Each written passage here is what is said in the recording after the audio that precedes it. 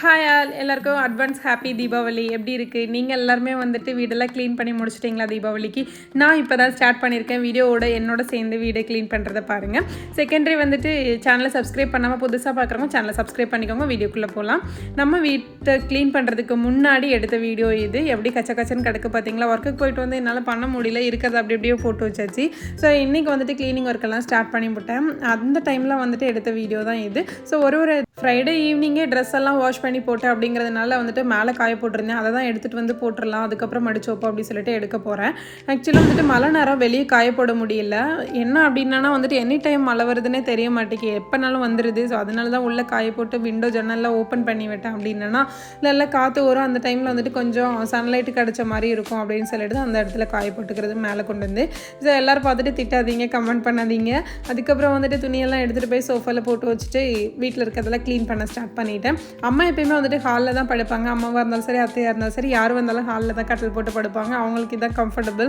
Night ஃபுல்லாக வந்துட்டு 10 o'clock வரைக்கும் சீரியல் பார்த்துட்டு அவங்க படுக்கிறதுக்கு வந்துட்டு தோதான இடம் இதுதான். அப்போ வந்துட்டு உள்ள பெட்ரூமில் கொண்டு கட்டிலெல்லாம் போட்டு கொடுத்தோன்னா படுக்க மாட்டாங்க. அதனாலே வீட்டில் வந்துட்டு 2-3 மடக்கட்டில் எப்பயுமே கிடக்கும். மாமா வந்தாலும் சரி, அத்தை வந்தாலும் சரி, யார் வீட்டுக்கு பெரியவங்க வந்தாலும் மடக்கட்டில் போட்டு தான் படுப்பாங்க. அவங்க கிராமத்தில் இருந்தவங்கள. ஸோ அது வந்துட்டு அவங்களுக்கு கம்ஃபர்டபுள் ஆகிடுச்சுன்னு நினைக்கிறேன். செகண்டரி வந்துட்டு டிவி பார்த்துட்டு படுக்கிறது அவங்களுக்கு ரொம்ப பிடிக்கும். அதனாலே வந்துட்டு ஹாலில் எப்படி படுத்துருவாங்க. அப்புறம் வந்துட்டு ஷோகேஸ் தான் க்ளீன் பண்ணிகிட்டு இருந்தேன். ஷோகேஸை பார்த்தோன்னே என்ன மேலே ஸ்டிச் இருக்குன்னு சொல்லிட்டு கேட்டுறாதீங்க. மாதாமா வந்துட்டு நம்ம வீட்டில் எப்பயுமே இருப்பாங்க. பூஜை ரூமில் கூட வந்துட்டு நான் வச்சுருக்கிறேன். ஸோ நமக்கு வந்துட்டு மத பிரிவினை எதுவுமே கிடையாது. ஸோ எல்லாத்துலேயும் வந்துட்டு இறைவனை பார்க்குறவங்களுக்கு வந்துட்டு இது ஜஸ்ட் ஆஃப் உருவம் தான் இல்லையா? யாருமே பார்த்ததில்ல மாதாமா இப்படி தான் இருப்பாங்க, மாரியம்மா இப்படி தான் இருப்பாங்க, எல்லாருமே இப்படி தான் இருப்பாங்கன்ட்டு இல்லையா? ஸோ நமக்கு பிடிச்ச உருவங்களில் நம்ம வந்துட்டு கும்பிட்டுக்கிறோம். ஸோ எல்லாத்துலேயும் இறைவனை பார்க்குறவங்களுக்கு எல்லா இறைவனும் ஒன்று தான் அப்படிங்கிறது என்னோட பிலீவு.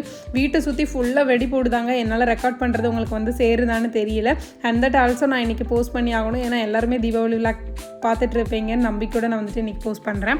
அப்புறம் வந்துட்டு கஷ்டப்பட்டு படித்து கஷ்டப்பட்டு வேலை பார்த்து அதுக்கு கிடைக்கிற அப்ரிஷியேஷன் எல்லாத்தையும் வாங்கிட்டு வந்து பத்திரமா வந்துட்டு ஷோகேஸில் அடிக்க வச்சுருக்கேன். நான் மேரேஜ்க்கு முன்னாடி நாங்கள் ஒரு வீடு கட்டி நான் வாங்குகிற ஷோகேஸ் மொமெண்டம்ஸ் எல்லாத்தையுமே வந்துட்டு ஷோகேஸில் அடிக்க வைக்கணும்னு எனக்கு ஆசை. பட் காட் கிரேஸ் வந்துட்டு எனக்கு ஆஃப்டர் மேரேஜ் தான் இந்த ஆப்பர்ச்சுனிட்டிஸ் கிடச்சிச்சு. அப்படி இருந்தும் நான் அதை மிஸ் பண்ண மாட்டேன்னு வீட்டில் அம்மா டிவி மேலே அடிக்க வச்சிருந்தேன். எல்லாத்தையும் தூக்கிட்டு வந்து நான் இங்கே வந்து அடிக்க வச்சுக்கிட்டேன். ஸோ எல்லாமே வந்துட்டு எனக்கு ரொம்ப பிடிச்சது. ஏன்னா நம்மளுடைய ஒர்க்குக்கு கிடைக்க அப்ரிஷியேஷன் இது. ஸ்டார் ஆஃப் மந்த் அவார்டாக இருக்கட்டும், பெஸ்ட் ஸ்டாஃப் நர்ஸ் அவார்டாக இருக்கட்டும், பெங்களூரில் ஒர்க் பண்ணுறப்போ மந்த்லி ரிவார்ட் அவார்ட்ஸ் எல்லாமே அள்ளி கொடுத்துட்ருப்பாங்க. நம்மளுடைய ஒர்க்கை வந்துட்டு அவ்வளோ என்கரேஜ் பண்ணுவாங்க. எனக்கு அந்த பீரியட் வந்துட்டு ரொம்ப பிடிச்ச பீரியட், என்னால் மறக்கவே முடியாத பீரியடு. செகண்டரி சென்னையில் ஒர்க் பண்ணுறப்போ அப்படி தான். ஸோ நிறைய ஒர்க்கிங் பிளேஸில் நமக்கு அவார்ட் கிடைக்கிறது வந்துட்டு நம்ம ஒர்க்கை வந்துட்டு எந்த ஸ்டாட்டிக் பண்ணி எனர்ஜெட்டிக்காக வந்துட்டு கொண்டு போகிறதுக்கு வந்துட்டு ஹெல்ப் பண்ணும். ஸோ அந்த மாதிரி ஒரு கார்ப்பரேட் செக்டாரில் ஒர்க் பண்ணதுனாலே என்னமோ நமக்கு வந்துட்டு இன்னமும் அந்த ஆக்டிவ்னஸ் மாறவே இல்லை.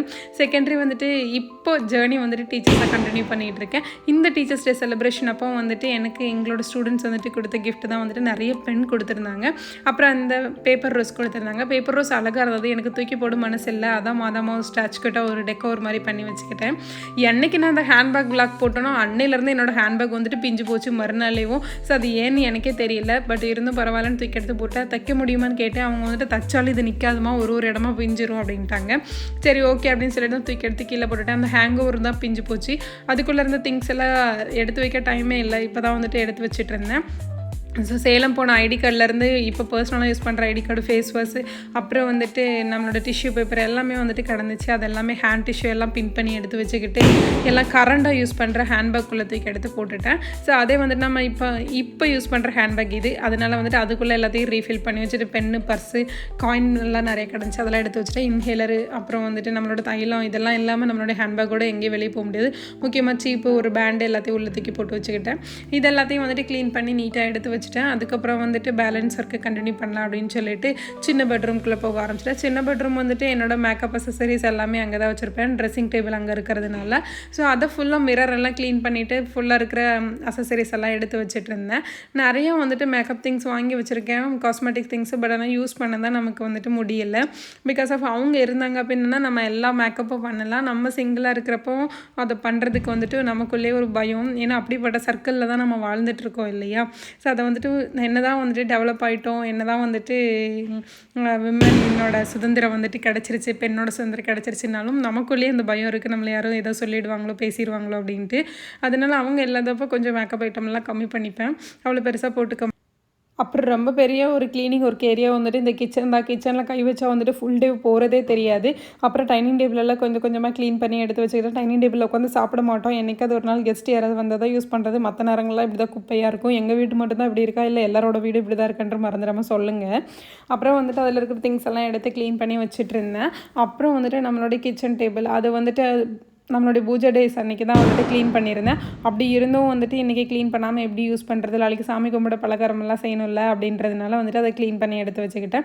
அப்புறம் பூஜை அன்றைக்கி சாமி கும்பிட்ட பொரி எல்லாம் வந்துட்டு நமத்து போயிடுச்சு, அதெல்லாம் ஓரமாக எடுத்து வச்சிடலாம் அப்படின்னு சொல்லிட்டு சாப்பிட்டு பார்த்துட்டு அப்புறம் கொண்டு குருவிக்கு போட்டேன். நம்ம வீட்டுக்கிட்ட குருவி, சிட்டுக்குருவிஸ், மைனாஸ் எல்லாம் நிறைய வருவாங்க. வைக்கிற சாப்பாடு பப்பிக்கு வைக்கிறதெல்லாம் அவங்க சாப்பிட்டுட்டு போவாங்க. அதனால் பொரி போட்டோன்னா அவங்களுக்கு ரொம்ப பிடிக்கும் இல்லையா, அதனால் அந்த பொரியெல்லாம் கொண்டு போய் டப்பாவில் தட்டி அவங்களுக்கு வச்சுட்டு வந்தேன். அப்புறம் ஒருத்தன் வந்தான் பாருங்க, நம்ம வேலையை டிஸ்டர்ப் பண்ணுறதுக்கு. இந்த பல்லி தான் தொந்தரவு பண்ணிட்டாங்க. அவனை கண்டாலே நமக்கு ரொம்ப பெரிய அலர்ஜி. ஓடி ஓடி பார்த்துட்டு இருந்தேன். என்னால் க்ளீன் பண்ணவே நிம்மதியே இல்லை. அவன் எங்கே போயிருக்கான்னு திரும்பி திரும்பி பார்த்துட்டே வேலை பார்த்துட்டு இருந்தேன். இப்படி டிஸ்டர்ப் பண்ணுறதுக்குனே வந்துடுறாங்க இந்த க்ளீன் பண்ணுற டைமில். எப்படி பார்த்து க்ளீன் பண்ணி வச்சாலும் இந்த பல்லியை வந்துட்டு நம்மளால் போக்கவே முடியல. இதுக்கு என்ன சொல்யூஷன்னு தெரியல. அவன் நம்மளை டிஸ்டர்ப் பண்ண மாட்டேங்கான், ஆனால் அவனை பார்த்தாலே நமக்கு வந்துட்டு பயமாக இருக்குது. ஸோ அந்த ரீசன்னால் மட்டும்தான் அவனை பார்த்தாலே ஓடி போயிடுறது, மேலே விழுந்துருவானோ அப்படின்ற ஒரு பயம். திடீர்னு கதவு மேலே இருப்பாங்க, திடீர்னு ஜன்னல் மேலே இருப்பான், திடீர்னு பார்த்தானா இங்கே வந்து இருக்கான். என்ன பண்ணுறதுனே தெரியல, எங்கிட்டிருந்து ஓடி வர்றாங்கன்னு தெரியல. சரி, அதுக்கப்புறம் வந்துட்டு எல்லாத்தையும் க்ளீன் பண்ணி போட்டு வெசல்ஸ் நிறைய கிடந்துச்சு, பாத்திரத்தெல்லாம் கழுவி வச்சிடலாம் அப்படின்னு சொல்லிட்டு கூட எடுத்து கழுவி வச்சுட்டு இருந்தேன். அப்புறம் இருக்கிற பாத்திரத்தெல்லாம் கழுவி பண்ணி போட்டுட்டு இருந்தேன். நான் நினச்சேன் வீடியோ கவர் ஆகிட்டே இருக்குது அப்படின்னு சொல்லிட்டு பாதியில் வந்துட்டு வீடியோ வந்துட்டு ஸ்டோரேஜ் ஃபுல்லுன்னு சொல்லி கட் ஆகிடுச்சு. நம்ம ஃபோனில் இது ஒரு பெரிய பிரச்சனையாக இருக்குது, அது என்ன பண்ணுன்னே தெரியல. அண்ட் தட் ஆல்சோ என்னால் முடிஞ்ச வரைக்கும் நான் கவர் பண்ணி போட்டிருக்கேன். உங்களுடைய க்ளீனிங் ப்ராசஸ் எந்த அளவுக்கு போச்சுன்னு சொல்லுங்கள். வீடியோ பிடிச்சிருக்கு அப்படின்னா சப்ஸ்கிரைப் பண்ணிவிட்டு பாருங்கள், கமெண்ட் பண்ணுங்கள். பழைய சப்ஸ்கிரைபர்ஸ் எல்லாம் நான் வீடியோ மாற்றி போட்டதுனால ஸ்கிப் ஆகிட்டீங்கன்ட்டு எனக்கு தெரியும். இனிமேல் வந்துட்டு அந்த மாதிரி விலாக் வந்துட்டு வராது. நம்மளுடைய daily vlog, lifestyle vlog தான் வரும். சேனல் பிடிச்சிருக்கு அப்படின்னா சப்ஸ்கிரைப் பண்ணி like and comment. Thank you for வாட்சிங். Bye bye. Take care of you. Safe journey.